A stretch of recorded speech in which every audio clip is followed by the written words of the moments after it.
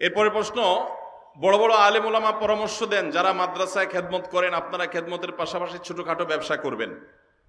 আমরা যারা হিফজ বিভাগে খেদমত করি আমাদের ক্লাস রুটিন এমনভাবে সাজানো এর মধ্যে অন্য কিছু করার সময় থাকে না, এবং আমাদের বেতন সব থেকে কম। এই টাকা দিয়ে সংসার চালাতে খুবই কষ্ট হয়। এখন আমাদের করণীয় কি?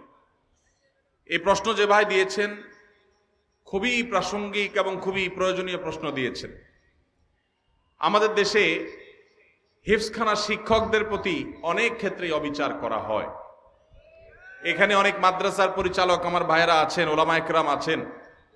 বিনয়ের সাথে বলতে চাই, মাদ্রাসার সংখ্যা, ছাত্রের সংখ্যা না বাড়িয়ে আল্লাহর ওয়াস্তে করজোড় করে অনুরোধ করি কোয়ালিটি বাড়াবার চেষ্টা করেন।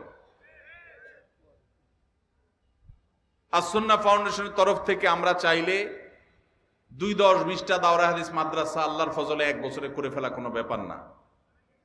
আমাদের একটা বাচ্চাদের মাদ্রাসা আছে, বাচ্চাদের, ঢাকা একটা ব্রাঞ্চ, কুমিল্লা একটা ব্রাঞ্চ।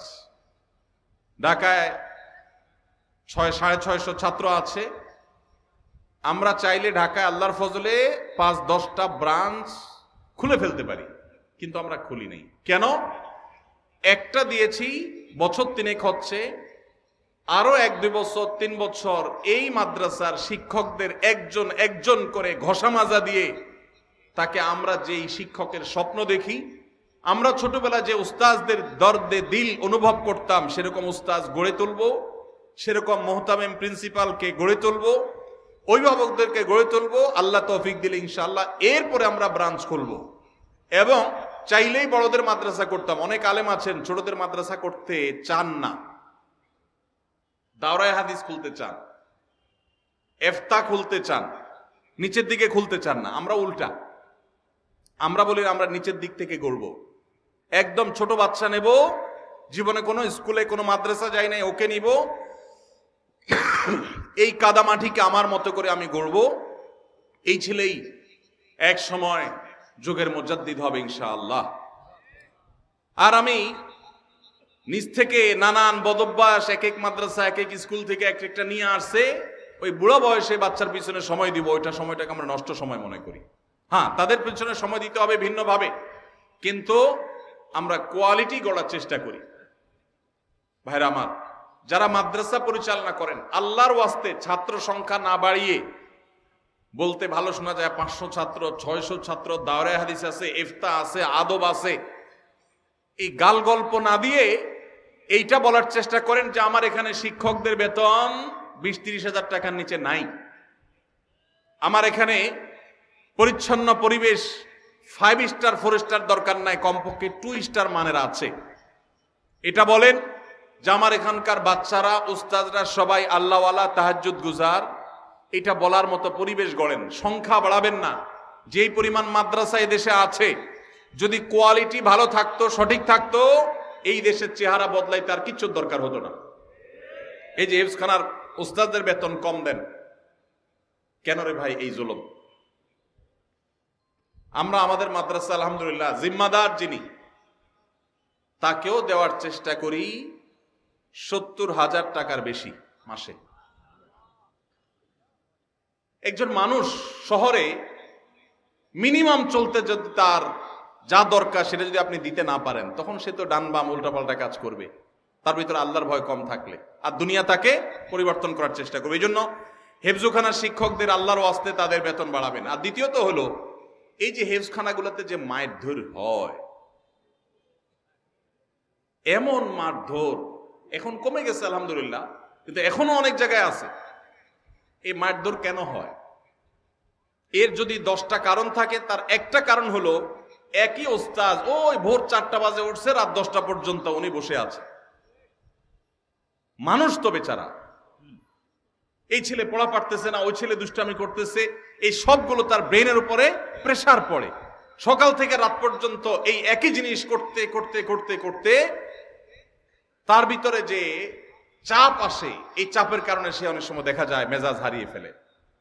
ভাইরা আমার, ইসলাম তো আমাদেরকে ব্যালেন্স শিখিয়েছে। ব্যালেন্স ইন্নাল্লাহা ইউহিব্বু ইযা আমিলা আহাদুকুম আমালান আন ইউতকিনাহু, আল্লাহ পছন্দ করেন কাজ যেটাই করবেন ভালোভাবে করবেন, ধানাই পানাই করবেন, দড়ি মাছ নাছুই পানি টাইপ করবেন, মাদ্রাসা দিবেন, হেফজখানা করবেন, 10টা হাফেজ বাইর হবে আর 90টা ঝরে যাবে, এটা আল্লাহ তাআলা পছন্দ করেন না।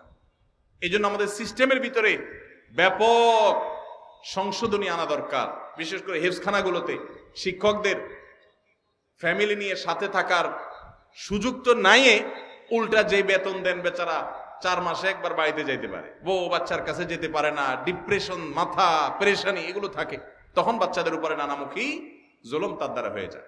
এই জন্য ভাইরা আমার, অন্তত কিছু মেসাল সৃষ্টি করেন, কিছু উদাহরণ সৃষ্টি করেন। এই কথাগুলো আপনাদের বলছি, আপনারা অনেকে মাদ্রাসা পরিচালনা করেন, এখানে উলামা ইকরাম আছেন, হেফজখানা শিক্ষকদের এই দিকটা দেখা দরকার। পাশাপাশি প্রশ্ন যে একটা গুরুত্বপূর্ণ বিষয় উঠে আসছে, আলেমদের অন্য কাজ করা দরকার, এর সাথে আমি শতকণ্ঠে একমত পোষণ করি।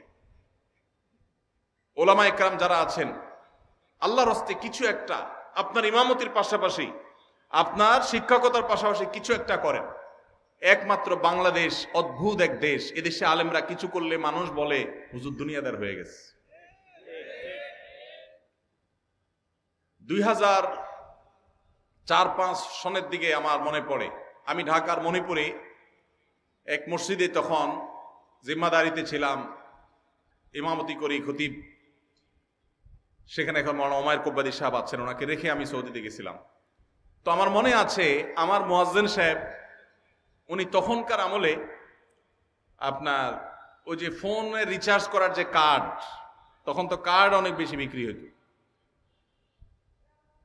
তখন এই কার্ডগুলোর ব্যবসা উনি শুরু করবেন, আমার সাথে পরামর্শ করলেন। আমি বললাম খুব ভালো কথা, দেদারসে শুরু করে দেন। কোন মুসল্লি যদি আপনার চোখের দিকে তাকায়, আমাকে দেখা দিবেন সেই মুসল্লিকে, তারা শায়েস্তা করার দায়িত্ব আমার। উলামা ইকরাম তারা যদি তাদের দ্বীনি কাজের পাশাপাশি ব্যবসা বাণিজ্য করেন, দেশের জন্য ভালো না খারাপ?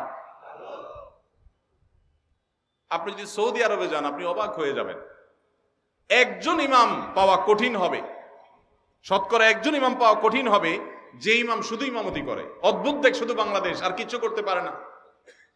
হুজুর যদি একটা দোকানদারি করে, বলে আরে হুজুরেরও টাকায় ধরছে, মুসল্লিদের ফতোয়ার চোটেই হুজুর টিকে না।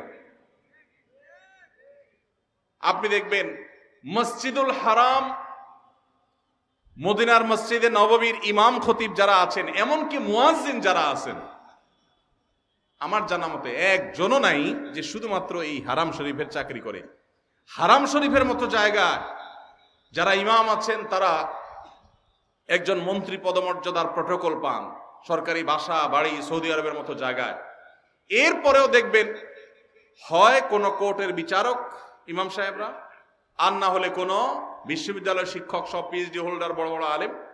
মুয়াজ্জিন সাহেবরা কোথাও না কোথাও চাকরি করেন। হারামের একজন মুয়াজ্জিনের অফিসে আমি সাক্ষাৎ করলাম বছর 2 আগে, আব্দুল্লাহ সাইফুল্লাহ সাথে ছিলেন আমার। ওনার অফিসে গেলাম, এক বাংলাদেশি বলল যে হারামের অমুক মুয়াজ্জিন সাহেবের অফিসে আমি টি বয়ের কাজ করি, আপনারা কি দেখা করবেন নাকি? আমি বললাম হারামের মুয়াজ্জিনের সাথে দেখা করো তো সৌভাগ্যের, চলেন যাই। গেলাম, যা দেখি কোর্টে তিনি একটা টেবিল চেয়ার নিয়ে বসে কাজ করছেন, এটা চাকরি করতেছে। হারামের মুয়াজ্জিনই তো দূরের কথা, হারামের ঝাড়ুদারি করার সুযোগ পাইলে তো আমাদের দাপটে চলে বলতাম আবার চাকরি করে কে, দরকার আছে? হাদিয়ে খাই তো কুলাবো না। আপনি যদি দারুল উলুম দেওবন্দ যান, আপনি দেখবেন দেওবন্দ মাদ্রাসার শিক্ষকদের কারোর হয়তো বুক বাইন্ডিংস এর দোকান আছে, কারোর হয়তো দাওয়াখানা আছে।